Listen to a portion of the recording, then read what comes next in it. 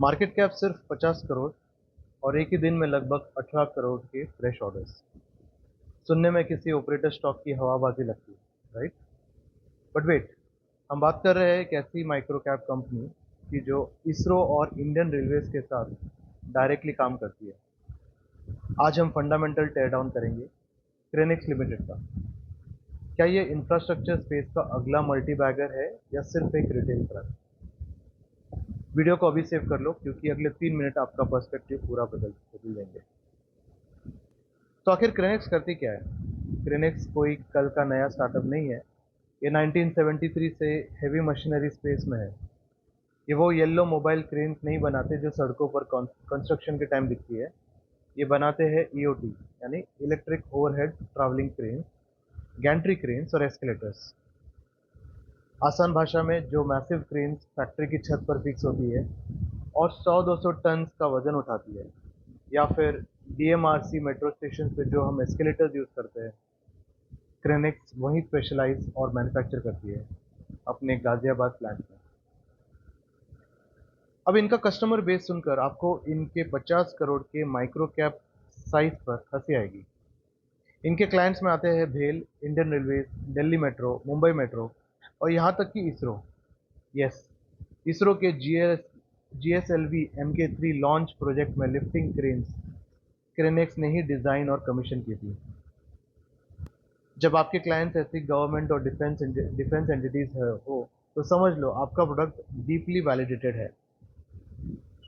अब आते हैं हार्ड नंबर्स पर। कंपनी का मार्केट कैप बैरली 50-60 करोड़ है। वैल्यूएशन की बात करें तो पी रेशियो अराउंड 20x है, 20 मल्टीपल है, जो कैपिटल गुड सेक्टर में काफ़ी फेयर है। ROCE 10.4%, ROE अराउंड 11% है। लेकिन सबसे बड़े ब्रेकिंग न्यूज़, जस्ट रिसेंटली क्रेनेक्स ने लगभग 18.5 करोड़ के फ्रेश ऑर्डर्स बैक किए हैं भेल और इंडियन रेलवे से। पिछले कुछ क्वार्टर्स में इनका एबिटा मार्जिन 6% से बढ़कर लगभग 9% हो गया है। और सबसे बड़ा पॉजिटिव सिग्नल, इन्होंने अपने हेवी डेब्ट टू इक्विटी रेशियो 2.5x से घटाकर 1.3x पर ला दिया है। डीलेवरेजिंग के साथ मैसिव ऑर्डर बुक, ये एक क्लासिक टर्न अराउंड का फंडामेंटल सिग्नल है। लेकिन वेट, पिक्चर कंप्लीटली ग्रीन नहीं है। Let's do a brutally honest स्वॉट एनालिसिस। स्ट्रेंथ्स: 45 प्लस ईयर्स का strong B2G business to government track record. Promoters ने रिसेंटली वारंट कन्वर्ट करके अपना पैसा बिजनेस में डाला है, keeping their holding intact at 47.6%। Weakness: working capital का जाल। गवर्नमेंट को बेचने का सबसे बड़ा रिस्क है लेट पेमेंट। इनका कैश फ्लो वोलेटाइल रहता है और कंपनी का एब्सोल्यूट ईयरली प्रॉफिट सिर्फ 2 से 3 करोड़ का है। एक बड़ा डिलेड पेमेंट इनके मार्जिन वाइप आउट कर सकता है। अपॉर्चुनिटीज: इंडिया का 100 लाख करोड़ का इंफ्रास्ट्रक्चर और रेलवे मॉडर्नाइजेशन पुश। हर नए वंदे भारत स्टेशन और मेट्रो लाइन पर इनके क्रेन्स और एस्केलेटर्स की हैवी डिमांड है।